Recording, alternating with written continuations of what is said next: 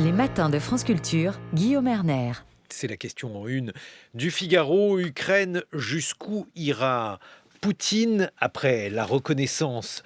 Moscou a ratifié un accord de défense avec les républiques séparatistes du Donbass qui fait craindre une invasion russe dans le reste de l'Ukraine, dit le Figaro. Pour évoquer cette situation, nous sommes en compagnie de David Tertry. Bonjour, vous êtes docteur en géographie, chercheur associé au Centre de recherche Europe-Eurasie de l'INALCO, actuellement en poste dans le Sud-Caucase, et on vous doit notamment Russie, le retour de la puissance. Et puis ici en studio, Anna Colin-Lebedev, bonjour. Bonjour. Vous êtes maîtresse de conférence à Paris-Nanterre, spécialiste de l'Ukraine et de la Russie post-soviétique. Si vous deviez résumer les différents épisodes et la situation actuelle, où en sommes-nous ? Alors nous avons effectivement vécu une accélération des événements sur ces derniers jours, dans un temps assez restreint. Une accélération dans un premier temps rhétorique et très clairement mise en scène. Ça commence dans les républiques séparatistes de Donetsk et de Lugansk, dont les dirigeants déclarent le danger d'une invasion imminente par la Russie, ordonnent une évacuation totalement inédite de la population, avec des faits sur le terrain qui montrent certes une reprise des combats, mais une reprise finalement assez modérée. Donc on sent une mise en scène. Deuxième étape de la mise en scène, nous sommes à Moscou. Et à Moscou, en fait, le pouvoir décide, à travers un certain nombre d'événements très médiatisés, comme une réunion de Poutine avec son conseil de sécurité, transmis sur toutes les chaînes de télévision russes, puis une déclaration quelques heures plus tard du président, également transmise et massivement suivie, décide de reconnaître l'indépendance des républiques séparatistes de Donetsk et de Lugansk. Mais je dirais que l'accélération ne fait que se poursuivre. Et on sent qu'on est bien au-delà en réalité de ce qui va se passer à l'intérieur des républiques. Donc cet accord est signé et cet accord stipule une coopération militaire. Très rapidement, le Conseil de fédération, le Sénat russe, vote l'autorisation de forces armées, donner aux forces armées russes de rentrer sur les territoires des républiques séparatistes comme force de maintien de la paix, mais ce sont bien les mêmes forces armées que nous avons massées à la frontière depuis plusieurs mois. Et enfin, dernier élément, dernière question qui devait se poser, est-ce qu'elle rentre là juste pour protéger les territoires tels qu'ils sont dans ces frontières ? Non, en fait, Vladimir Poutine clarifie la situation en disant que pour lui, les républiques reconnues se font dans le cadre de leur définition par les séparatistes eux-mêmes, à savoir les régions de Donetsk et de Lugansk, plus largement donc, y compris des territoires contrôlés aujourd'hui par l'Ukraine. Alors qu'est-ce que ça veut dire justement, David Tertry, le fait de reconnaître les républiques du Donbass, autrement dit l'intégralité du Donbass ? Oui, alors effectivement, la reconnaissance. Il y a une grande ambiguïté en réalité de la part du pouvoir russe, si on le prend dans son ensemble, sur la question de la reconnaissance des deux républiques sur quel territoire. Le Parlement a plutôt, quand on lit les textes, reconnu ces territoires dans le contrôle, les territoires qui sont contrôlés par les séparatistes. Peut-être qu'une définition, justement, pardonnez-moi, je vous ai coupé, peut-être qu'une définition ne serait pas inutile, parce qu'on entend donc effectivement le Donbass, Donetsk, Louhansk, si vous deviez nous fixer les idées sur ce que désignent ces termes. Alors, ces termes renvoient à deux régions ukrainiennes, donc la région de Donetsk et la région de Lugansk, qui sont l'objet de ce conflit séparatiste. Les séparatistes contrôlent environ, en termes de territoire, un tiers de ces deux régions, et l'ensemble de ces régions renvoie à ce qu'on appelle le Donbass. Un bassin minier très industrialisé et par ailleurs très peuplé. Ce sont des régions dans lesquelles on a une densité de population, enfin, on avait une densité de population très élevée avant le conflit. Donc tout l'enjeu, une fois que la Russie a reconnu ces républiques, c'est de savoir est-ce qu'elle les reconnaît dans le territoire qu'elle contrôle, ce qui veut dire que leurs frontières donc équivalent à la ligne de front entre séparatistes et troupes ukrainiennes, ou alors est-ce qu'elle les reconnaît au même titre que les régions ukrainiennes dans leur ensemble? Et ça, c'est ce que revendiquent les séparatistes, puisque dans les constitutions de ces entités séparatistes, eh bien, les territoires revendiqués, c'est celui de chacune des deux régions dont on parle. Donc, ce qui Là, veut dire, David Turtry, qu'il y aurait donc une extension de la superficie actuellement considérée comme étant séparée du reste de l'Ukraine. Mais alors, justement, si l'on essaye de se situer du point de vue russe, est-ce que ça signifie qu'il s'agit effectivement, comme le dit d'ailleurs en substance le canard enchaîné du jour, est-ce qu'il s'agit pour Vladimir Poutine de considérer que ces personnes qui sont non seulement russophones mais aussi russes, qui habitent dans le Donbass, sont menacées par l'Ukraine? Est-ce que c'est ça son souhait, autrement dit, de protéger des personnes qu'il estime aujourd'hui dans une situation de menace? Alors, ça, c'est la rhétorique du Kremlin depuis le début du conflit. Donc là, il n'y a rien de très nouveau dans la rhétorique du Kremlin. Non, la question, c'était pas la nouveauté, c'est juste le fait que pour nous, évidemment, c'est un discours qui peut paraître exotique ou éloigné de la représentation qu'on se fait des choses. Bon, il y a deux récits dans ce conflit. Il y a le récit ukrainien de l'intégrité territoriale, de populations qui sont menacées par et victimes d'une invasion russe. Et puis il y a le récit russe et séparatiste qui parle de volonté de population. Il y a eu de se séparer d'une Ukraine dite nationaliste. Ensuite, sur la reconnaissance des républiques, oui, toute la question est de savoir est-ce que le Kremlin va en fait utiliser ce levier de la reconnaissance pour faire pression sur l'Ukraine, mais sans passer à une autre phase militaire qui serait éventuellement de la conquête du reste des territoires qui ne sont pas contrôlés pour ces deux républiques. Vladimir Poutine a été ambigu sur ce sujet, puisqu'il a d'une part affirmé que ça devrait faire l'objet de négociations. Donc il a plutôt été dans le sens effectivement de remettre la diplomatie sur la table, dans une situation particulièrement peu favorable à la diplomatie, mais de l'autre, il a aussitôt affirmé que ça n'était pas possible dans les circonstances actuelles. Voilà, quid de la prochaine étape?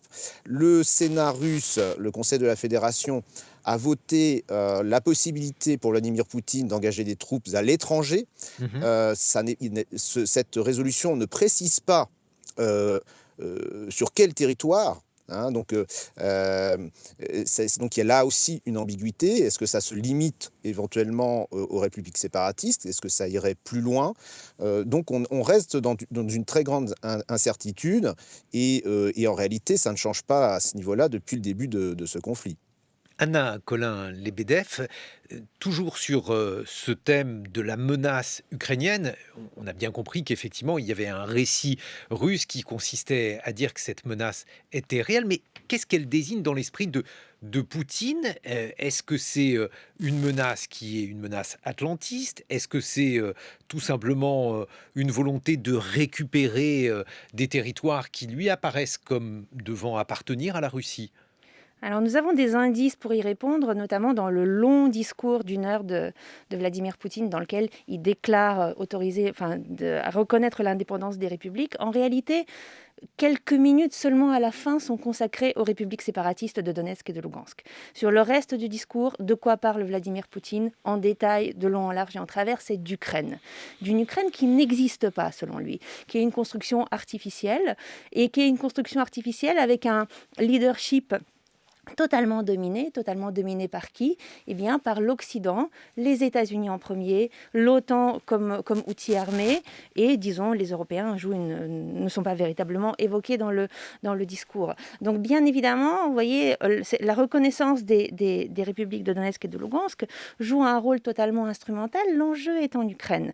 Le danger vient d'Ukraine, et puis il y a un autre Alors, thème qui émerge. pardonnez-moi, je vous coupe parce que donc il faut faire une distinction. Elle est faite de toute façon dans les discours du Kremlin, mais aussi en Ukraine. Il y a, dit-on assez souvent, deux populations en Ukraine, l'une qui se tourne vers l'Europe, l'autre qui se tournerait plutôt vers la Russie.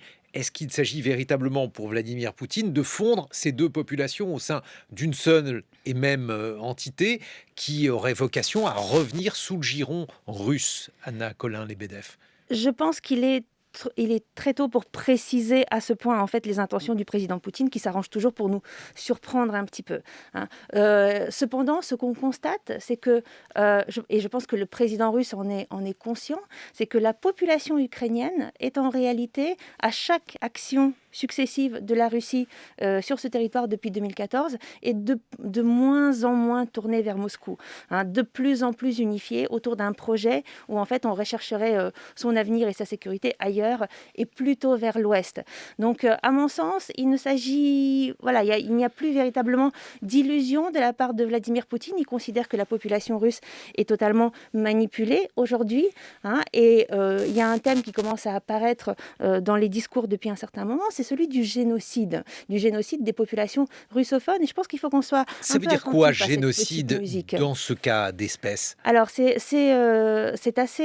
Il y a deux thèmes qu'il faut séparer. Il y a d'une part la protection de ses compatriotes, la protection des Russes dans ces territoires. La Russie a massivement distribué des passeports dans les républiques séparatistes. Donc, effectivement, aujourd'hui, à la différence de 2014, il y a des Russes sur le territoire des républiques séparatistes.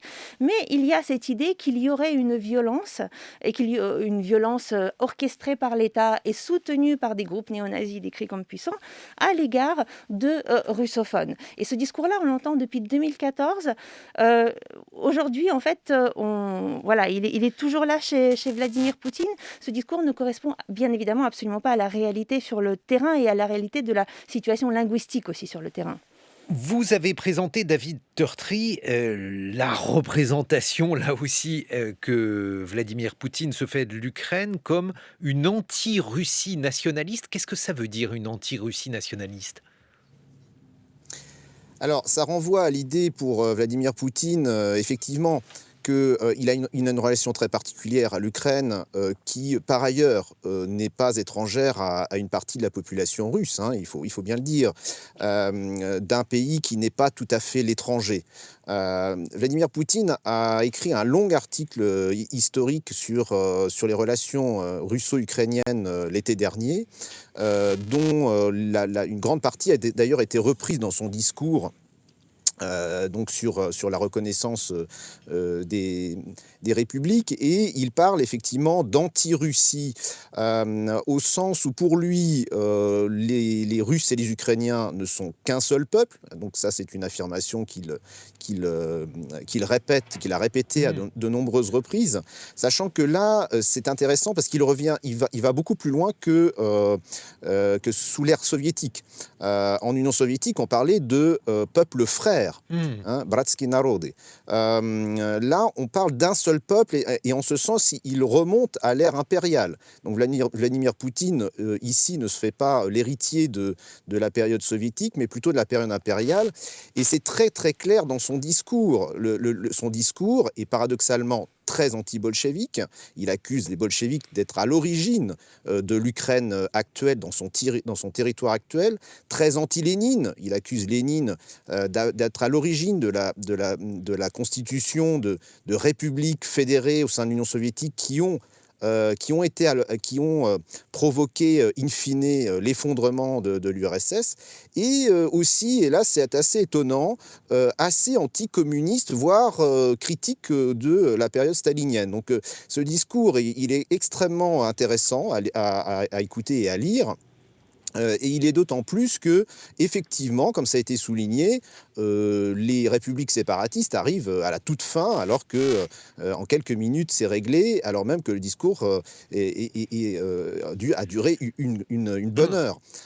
Donc on voit bien que le président Poutine, c'est un argumentaire en fait qui est effectivement construit sur une remise en cause de ce qu'est l'Ukraine d'aujourd'hui, et qu'il ne se contente évidemment absolument pas des républiques du Donbass. Mais alors, toujours, si l'on continue à essayer de comprendre cette représentation que Vladimir Poutine se fait de l'Ukraine, Anna Colin-Lebedev, il y a, semble-t-il, une tentative de restituer un passé, mais aussi de plaquer une grille passée, parce que génocide, nazi, donc ces termes renvoient probablement à la représentation que Vladimir Poutine se fait de l'Ukraine aussi pendant la Seconde Guerre mondiale, qui n'était pas n'importe quel territoire. L'Ukraine, la Biélorussie ont joué un rôle particulier pour la Russie à cette époque. Alors, oui, bien évidemment, l'histoire joue un rôle central, mais je pense que voilà, on peut aussi ramener la situation au contemporain, hein. La situation historique a été évoquée sur cette antenne ce matin par ma collègue Juliette Cadio. Ce qu'il faut se dire, c'est que Poutine s'adresse aujourd'hui à la population russe contemporaine pour créer chez elle un sentiment d'adhésion à la politique qu'il souhaite mettre en œuvre. Et dans son discours, il dit « Je n'ai aucun doute quant au soutien que les Russes apporteront en fait, à nos initiatives de protection des populations dans le Donbass ». En réalité, la situation est bien plus compliquée que ça, hein. Il envoie des signaux à la population, mais on est bien loin de l'enthousiasme populaire et du soutien qui a pu être celui de 2014 au moment de l'annexion de la Crimée. Et si le soutien est moindre, comment l'expliquez-vous ? Alors le soutien est moindre, d'une part parce qu'il y a, les Russes ont bien d'autres préoccupations aujourd'hui. On est en période post-Covid en Russie également. Ils sont préoccupés par la hausse des prix, par la baisse de leurs revenus réels, par des problèmes sociaux. Il y a aussi une certaine lassitude face à la domination du sujet ukrainien en politique intérieure russe. On se dit, voilà, ils se préoccupent beaucoup de l'Ukraine. Est-ce qu'ils se préoccuperaient de la Russie ? Et puis, eh bien, l'intervention est cadrée d'une manière qui ne va pas forcément susciter une grande adhésion de la population. Anna Colin-Lebedev, David Tertri, on se retrouve dans une vingtaine de minutes pour continuer d'évoquer la société russe et cette guerre de Vladimir Poutine. Jusqu'où ira-t-il ? Réponse dans quelques instants, il est 8h sur France Culture.